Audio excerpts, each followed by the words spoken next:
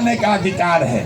आप भिखार बना लिए हैं अपने आप को, भीख मांग रहे हैं। जो नेता जैसा कुर्ता पजामा देख के पहने मिल गया, ए भैया तनी अनाज दिलवा दीजिए, ए भैया नाली गली बनवा दीजिए, ए भैया तनी है राशन दिलवा दीजिए। अरे आप भिखार हैं।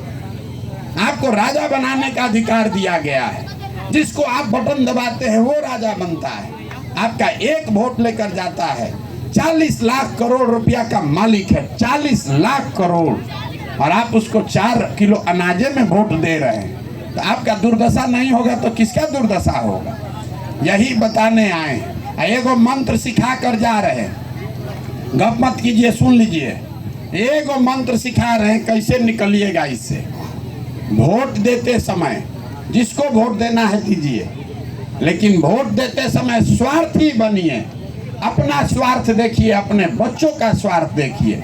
नेता आकर कहता है देश के लिए वोट दीजिए, कोई कहता है जात के लिए दीजिए, कोई कहता है धर्म के लिए दीजिए।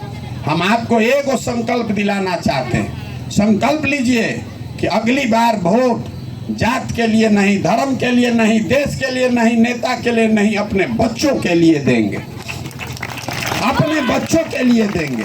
अरे आपका हमारा तो आधा से ज़्यादा जिंदगी बीत गया, अब क्या सुधरेगा? कम से कम इतना तो जगिए कि आपके बच्चों के लिए पढ़ाई हो जाए, रोजगार हो जाए। नहीं जगिएगा, नाली गली 4 किलो अनाज पर वोट बेचिएगा तो लिख कर रखिए, कोई आ जाए आपके और आपके बच्चों का जीवन नहीं सुधरेगा। यही बताने आए हैं। और दूसरा बात याद रखिए कि वोट का कीमत पूरा वसूलिए। आपका वोट है, जैसे आप अपने सामान का कीमत, जमीन का कीमत, अनाज का कीमत लगाते हैं, वोट का कीमत समझिए। आपके वोट का कीमत नाली गली नहीं है, आपके वोट का कीमत 4 किलो अनाज नहीं है। आपके वोट का कीमत है आपके बच्चों का रोजगार, आपके बच्चों के लिए पढ़ाई। जो उससे कम पर समझौता कीजिएगा तो आपको कुछ नहीं मिलेगा। मोदी जी देश के प्रधानमंत्री हैं, गुजरात में फैक्ट्री लगा रहे हैं। क्यों लगा रहे हैं? गुजरात में फैक्ट्री इसलिए लग रहा है कि गुजरात का आदमी कह रहा है कि फैक्ट्री लगाइए, रोजगार दीजिए, तब वोट देंगे। अब बिहार का आदमी कह रहा है हम लोग को रोजगार नहीं चाहिए, 4 किलो अनाज दीजिए, हम लोग वोट दे देंगे।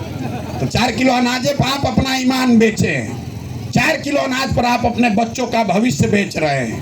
तो आपका दुर्दशा नहीं होगा तो किसका दुर्दशा होगा? यहाँ गांव में अस्पताल नहीं है, फैक्ट्री नहीं है, स्कूल नहीं है, ये नहीं चाहिए। अयोध्या में राम मंदिर चाहिए, तो मंदिर तो बन गया, अब यहाँ लेके झाल बजाइए। मंदिर बनने से आपका जीवन सुधर जाएगा। अरे मंदिर बन गया, मंदिर को प्रणाम कीजिए। आपका काम है यहाँ पर अस्पताल होना चाहिए, यहाँ पर विद्यालय होना चाहिए, यहाँ पर फैक्ट्री होना चाहिए। तो आप कह रहे हैं कि अयोध्या में राम मंदिर बन गया इसलिए वोट दे रहे हैं। जीवन भर उसी के लिए वोट देते रहिएगा। आपने वोट दिया, अयोध्या में राम मंदिर बन गया।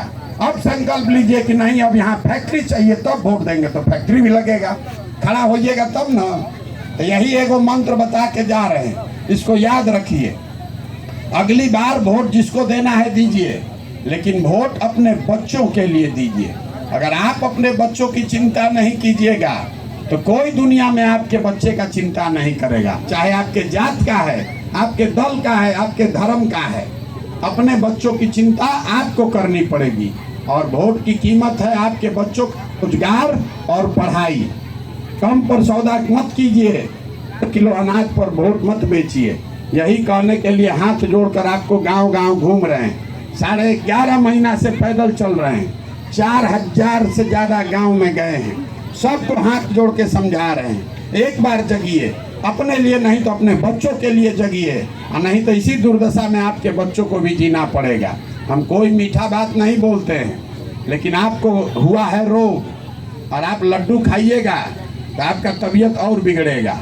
नेता आके लालच दे के लड्डू खिला के आपको पानी पिला रहा है। हम आपको कह रहे हैं दवा खाइए।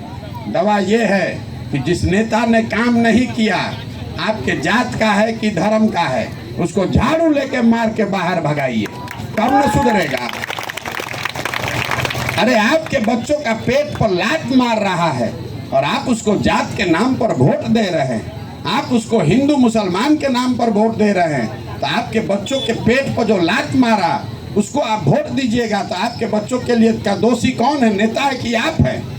आप हैं दोषी। आपके बच्चों को जो खाना लूट रहा है, आपके बच्चों का पढ़ाई लूट रहा है, आपके बच्चों का रोजगार लूट रहा है, उसको आप जात के नाम पर जाकर वोट देते हैं, इसीलिए आपकी दुर्दशा है।